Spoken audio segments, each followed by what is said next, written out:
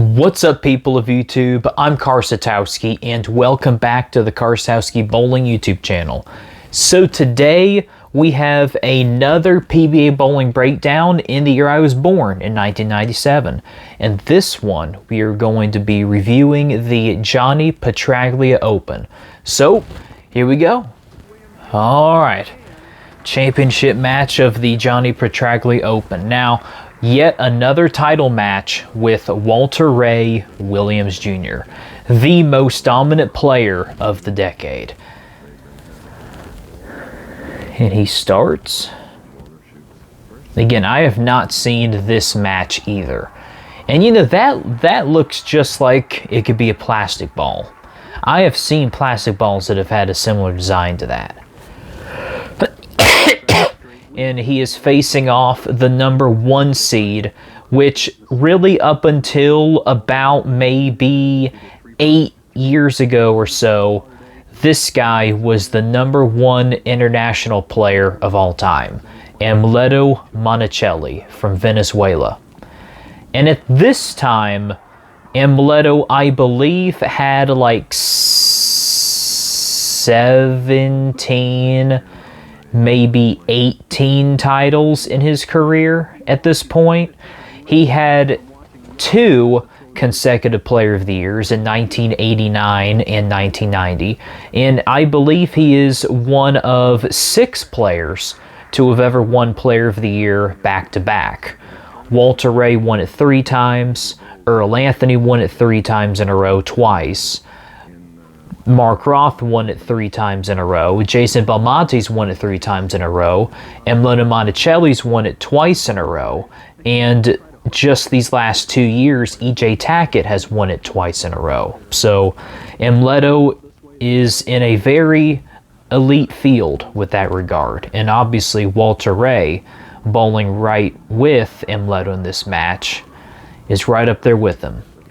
And Amleto has 20 titles in his career now. What's very interesting is he has pretty much been bowling on the tour about as long as like Pete Weber, Walter Ray, and it's only been over the last handful of years when he's kind of stepped away from like the pro tour on the 50 side. So he's another player who's lasted a very long time in the pro circuit. What's interesting is he went like his first 5 or 6 full years without winning a title, and then he won his first title in 1987, and from 1987 until 1997 he won 18 titles. That's basically the equivalent of almost 2 titles every year for 10 straight years, which is something that very few players have really ever matched to do that. Jason Belmonte has pretty much won at least 2 titles every year, including a major on average from like 2011 until really this last year. And there's Park Boone III interviewing Pete Weber. Interesting. Huh. So he bowled against him previously. Anyway, so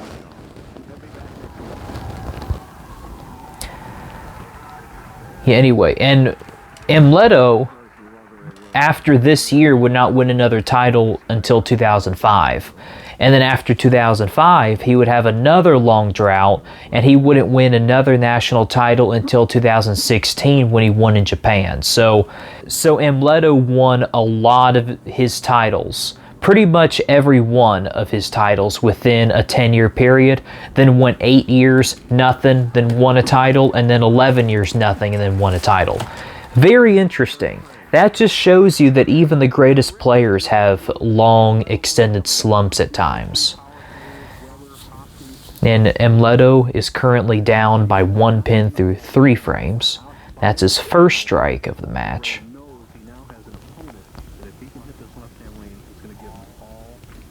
A lot of people would say that there are 2 bowlers, possibly 3, who are in contention for the greatest bowlers of all time. 1 would be Earl Anthony, 2 would be Walter Ray Williams Jr., and the other one would be Jason Belmonte. And if anybody ever asked me that, what I would tell them is it'd be Walter Ray Williams Jr., and here's the reason why. For one, he has won the most. Not only has he won the most national titles of all time at 47, but he's, as of right now, also has the most regional titles and the most 50 titles. He has like 50 regional titles and 16 50 titles. So he has the most titles on 3 different tours, but also the longevity of him being a professional bowler has been over 40 years at this point, and he still finds ways to consistently just do very well on the tours. And I'm going to skip these ads, by the way. They did not skip these ads when they recorded this. Okay, here we go. So anyway, but when people would ask me that, who I think the greatest player is, it would have to be Walter Ray Williams Jr. Again, really the only thing that Walter Ray has not done in his career that I personally think he probably could have done a little bit more, had a little bit more dominance over, is he could have won a few more majors. Like, I really do think he could have at least like 10 or 12 majors in his career along with his 47 titles, but overall he's pretty much won a lot of all the overall events. Not only being a great bowler at bowling straight, but he can also play any part of the lane as well. So that's why I think that Walter Ray is the greatest player to ever bowl on the PBA Tour, and pretty much of all time in general. That's what I think.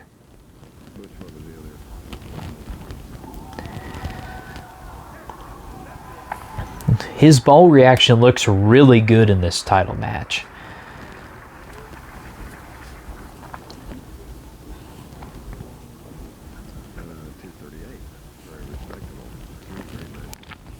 Looks like M. Leto pretty much uses the full approach. I know of quite a bit of bowlers who use the full approach. He takes fairly long steps, especially a slide step. Norm Duke's another player who uses the full approach. You usually don't see that as much anymore. Like, a lot of players nowadays take a little smaller steps, but they usually pretty quick to the line a lot of times. Normally they stand about in front of the second set of arrows on the lanes, or some of them just stand in front of the first arrows. But it seems here that the arrows extend all the way out to the edge, which, again, I don't see a whole lot of players using the full approach. They exist today, it's just not as common as it probably was back then. And he got that one way wide, and that could have easily left the 710.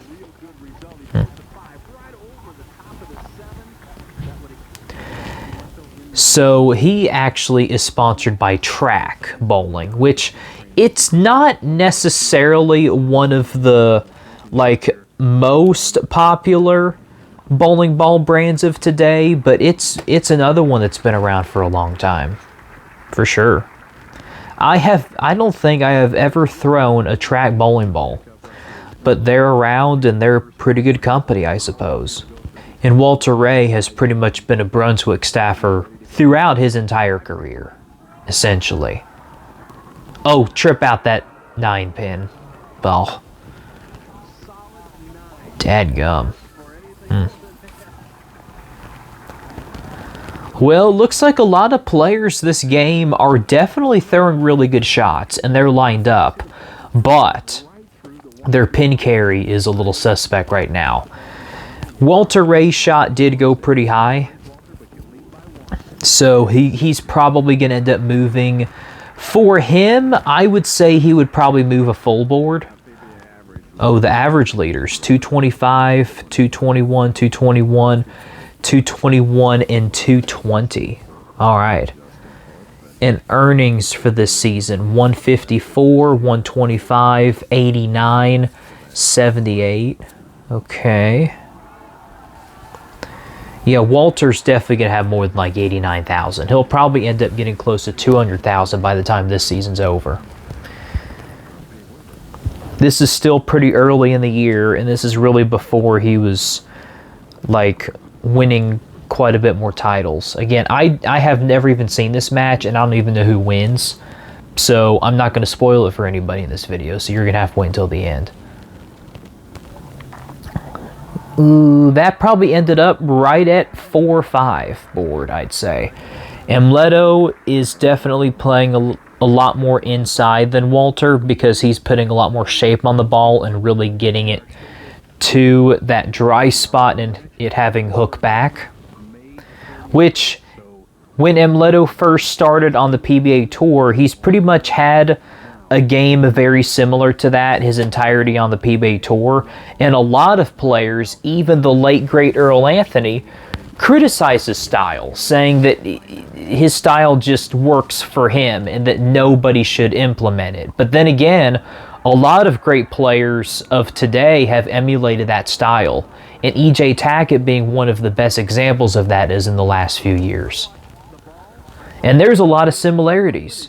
Oh, and Mark Roth, the first bowler ever to pick up the 7-10 split. And look at that. And it was, he went for it, though. He was going all out for it. He threw it as fast as he could, but unfortunately just got that ball way too far to the right side. Yeah. If that would have kept going about another 5 feet, it could have had a chance to clip the 10 pin, and that could have had a chance, but it still would have been close. Yeah, Walter Ray's playing that fine line.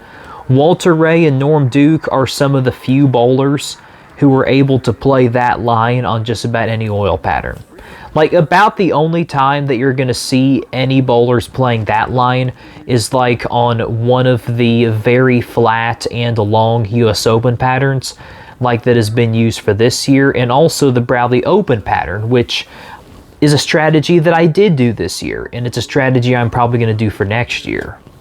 So yeah, but not many bowlers can play that line and be very consistent, because if you miss it too far to the right, it oftentimes hangs and it will never get to the pocket, and you'll be lucky to get like 5 pins. Oh, that was a good 10-pin hit. And also, if you miss left, you've got a chance to completely miss Brooklyn, or even the head pin in general. So that's a very fine line you're playing, and ball speed is very important with that too, and making sure that your hand goes up the ball, because you don't want your ball to make a lot of motion at the back end. You want that ball to tumble end over end for the most part when you're playing that angle. But Amleto, he's getting that ball to go sideways and then end up going forward and driving into the pocket just like that ball did.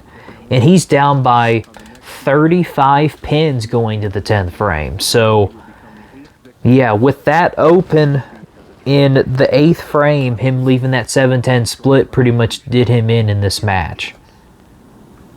Dadgum. Oh, man, that left lane for him has been real tough. He, again, almost left a 7-10, tripping out the 10 pin. And then he did leave a 7-10 in the 8th frame, and then he just left another 10 pin. So that left lane was really his undoing in this match. He threw pretty good shots the whole match, but that left lane just what got him. And it still doesn't carry for him. So that's 4 shots on that lane where he just didn't have very good carry. And in a lot of those days, they didn't have like 3 and 6 bowling balls in one match that they can choose from. They did have like at least 2 different bowling balls for the most part that they would probably use during this time, maybe 3.